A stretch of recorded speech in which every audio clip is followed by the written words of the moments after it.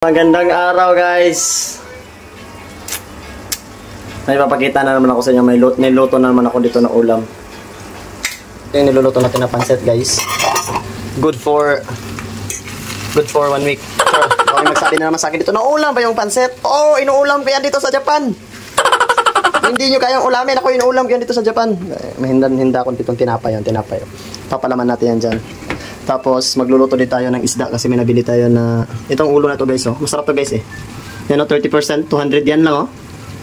200 yen tapos 30% pa, ilan na lang yan, nasa mga 170 or 180. Magluluto tayo ng paksiw and the same time, dalawa yung ulam natin, itong pancit. So, wag na kayong magtaka, baka sabihin nyo naman na ulam ba itong pancit. Inuulam ko yan dito sa Japan guys. Huwag kayong mag-alala.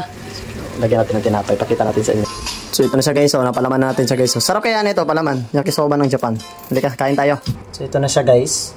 So baka sasabihin niya naman, naulam ba yung pancit? Pinapalaman ko yan sa tinapay. At the same time, inuulam ko rin to. Baka may nagsabi kasi sa akin nung nakaraan, di ko lang siya pamangalanan.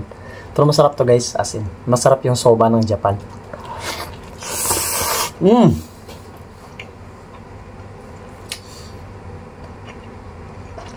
Perfect! Bye!